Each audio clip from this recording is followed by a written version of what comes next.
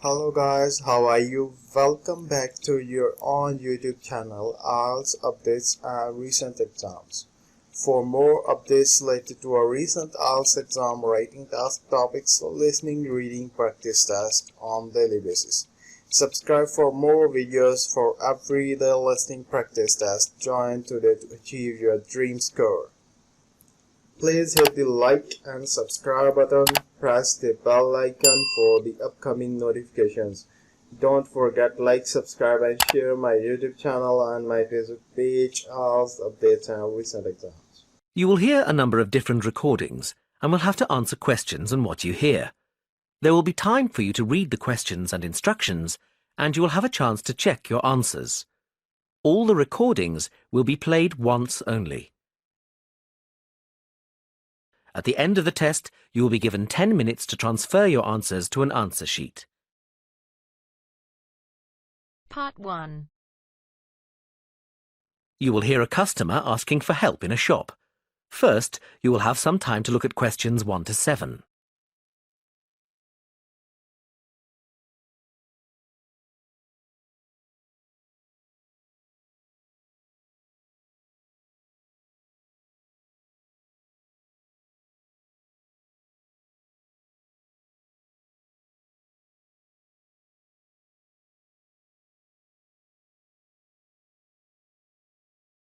Now we shall begin.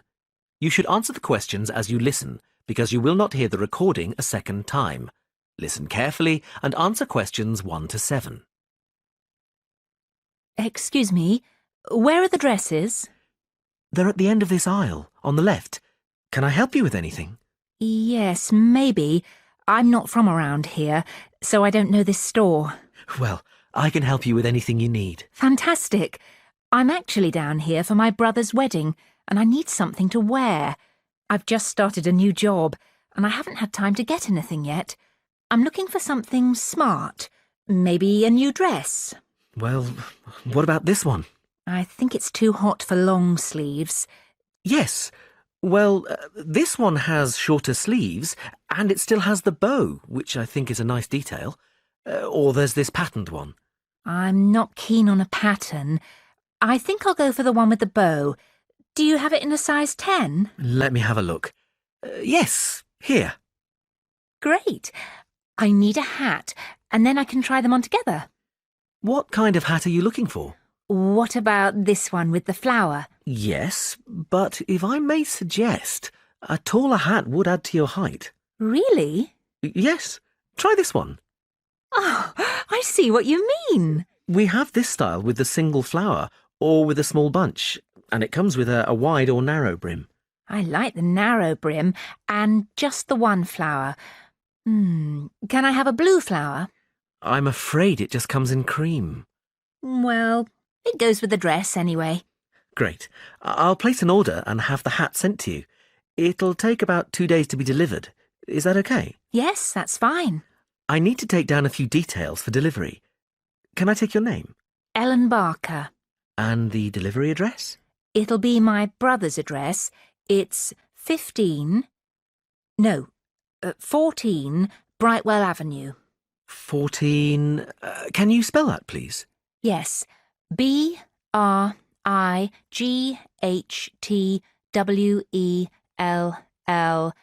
Avenue, Staybridge, Kent, DA4 7DF.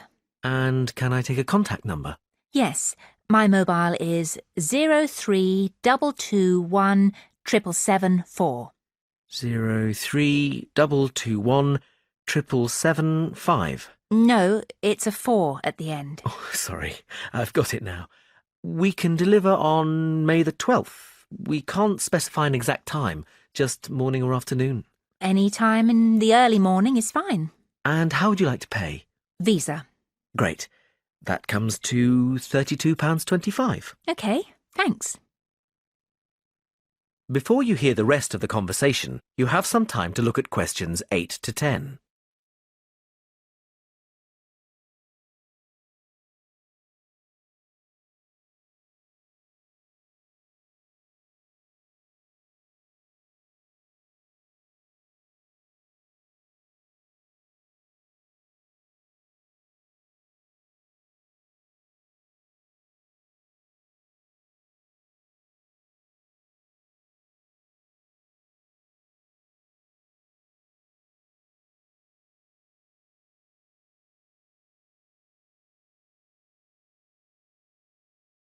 Now listen and answer questions 8 to 10. I'm just going to try this dress on and then look for shoes. Where are the changing rooms? They're to the left of the store, right next to customer services. And I want some shoes and accessories too.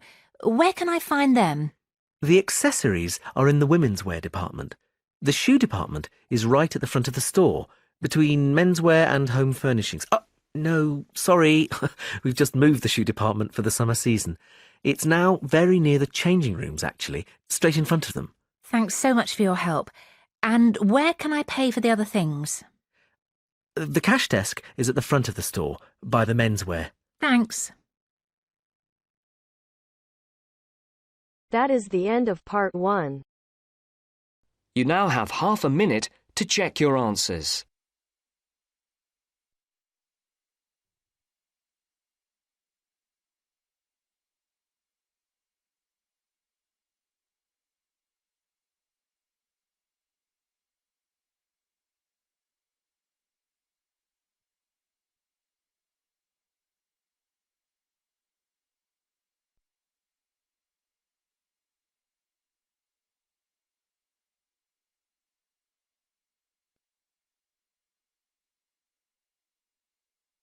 Now turns to part 2.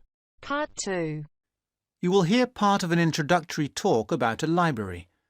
Listen and answer questions 11 to 15.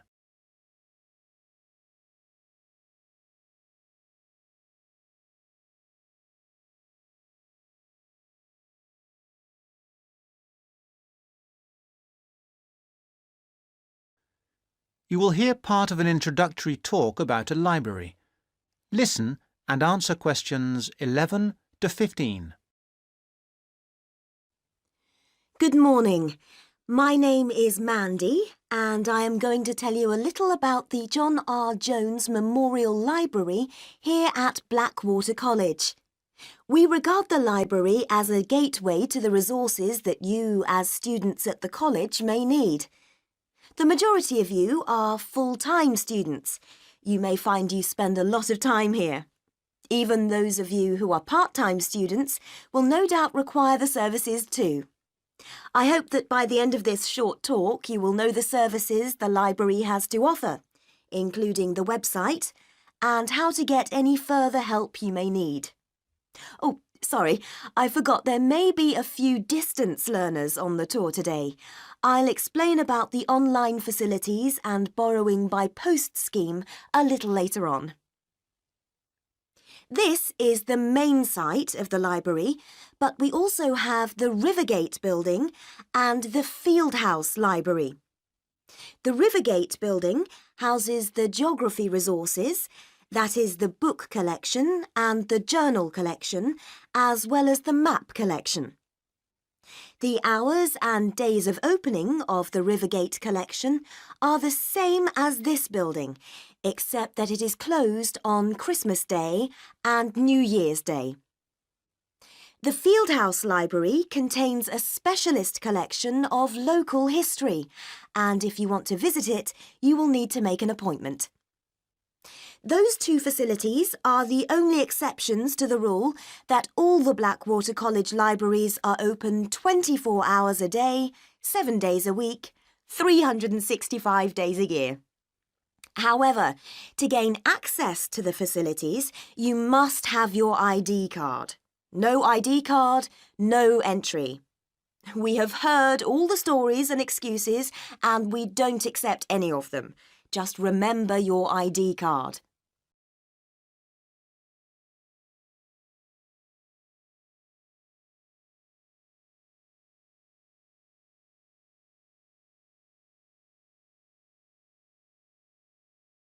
Before you hear the rest of the talk, you have some time to look at questions 16 to 20.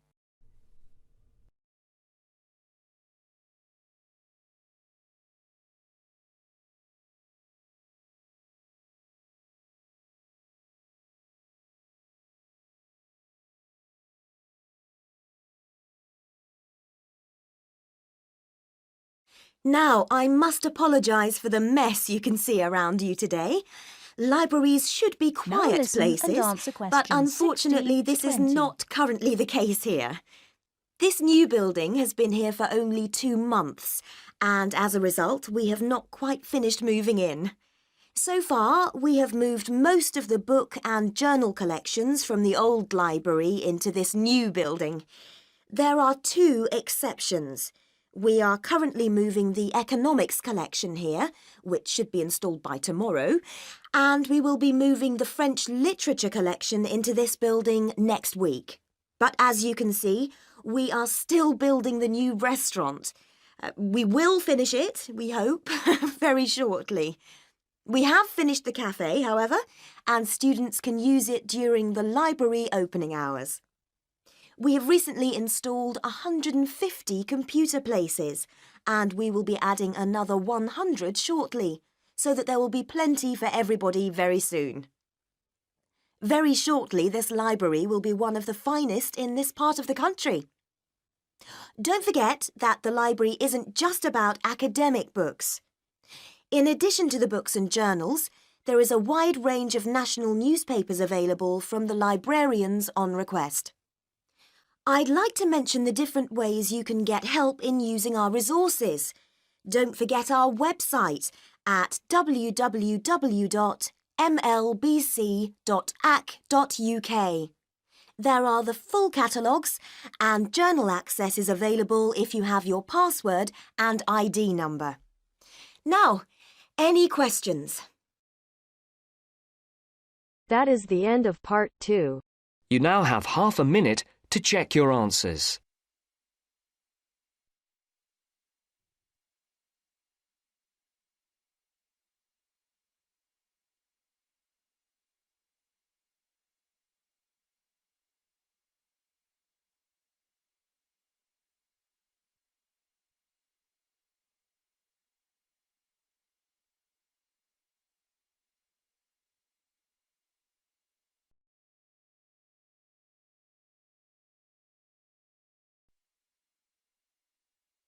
Now turns to part 3.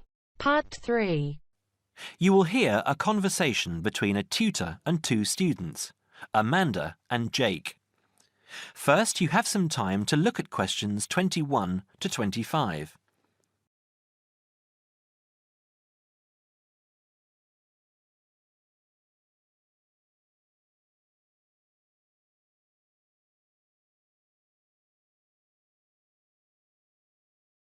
Now listen carefully and answer questions 21 to 25. So, Jake and Amanda, how did the project go? Very well, I think, Dr. Hinton. I certainly learned a lot and enjoyed myself at the same time. Me too. So, remind me, what was your project about? Basically, what makes successful people? Let's call them top achievers successful. Yes. How are they different from us? What do they do that other less successful people don't do? Interesting. And did you come to any conclusions? Quite a few, actually. Good. Share some with me then. Well, I'd always thought that a top achiever would be the sort of person who would bring work home every night and slave over it. But it appears not. Those types tend to peak early and then go into decline. They become addicted to work itself, with much less concern for results. We found that high achievers were certainly ready to work hard, but within strict limits. They knew how to relax, could leave their work at the office, prized close friends and family life, and spent a healthy amount of time with their children and friends. There's a lesson for us all there. Anyway, go on. It's also very important to choose a career which you enjoy, not just one that pays well or which assures you of a pension many years down the line. Surely that's important though, Amanda. Yes, I agree, but being happy in your work is far more important than anything else. Top achievers spend over 2/3 of their working hours on doing work they truly prefer and only 1/3 on disliked chores. They want internal satisfaction, not just external rewards such as pay rises and promotions. Before you hear the rest of the conversation, you have some time to look at questions 26 to 30.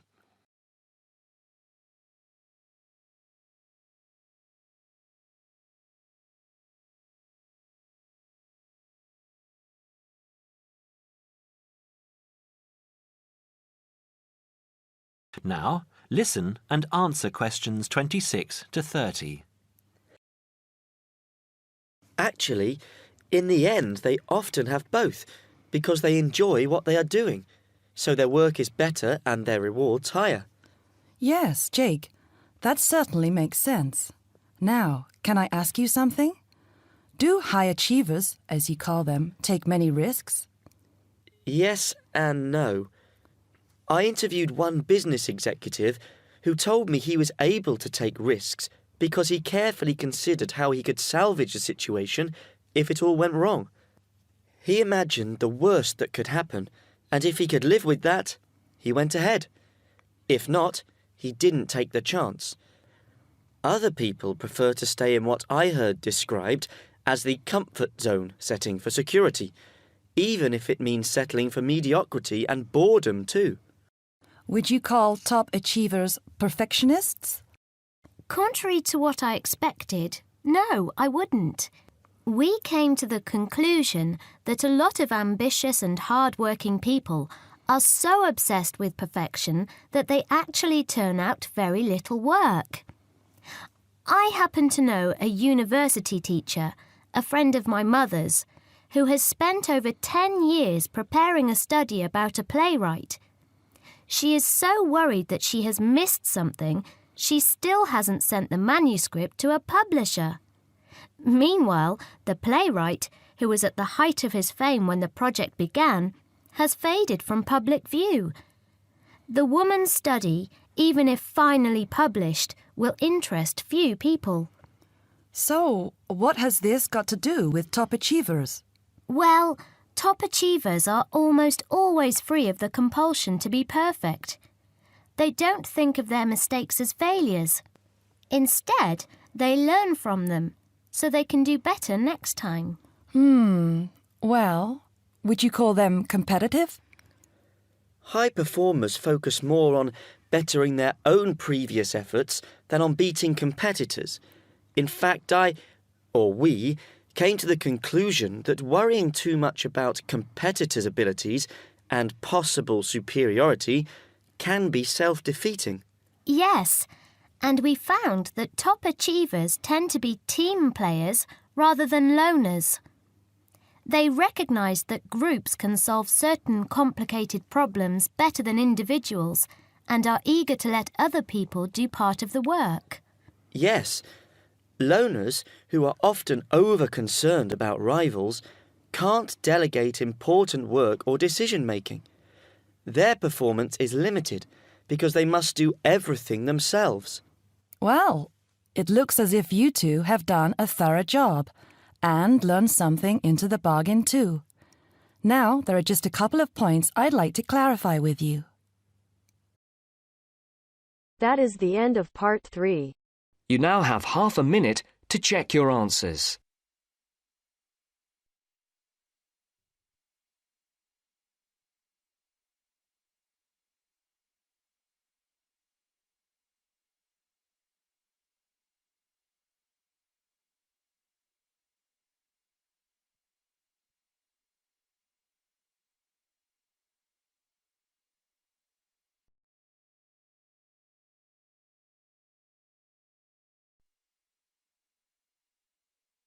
Now turns to part 4. Part 4. You'll hear a lecturer talking about the International English Language Teaching System, IELTS. First, you have some time to look at questions 31 to 40.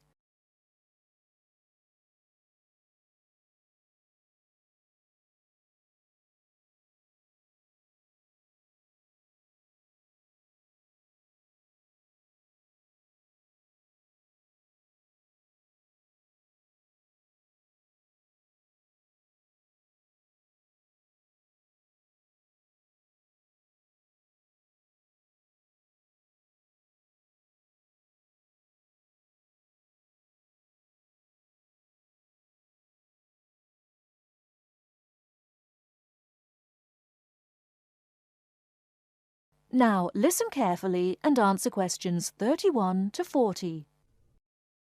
Remember to write no more than 2 words or a number for each answer. Hello everyone.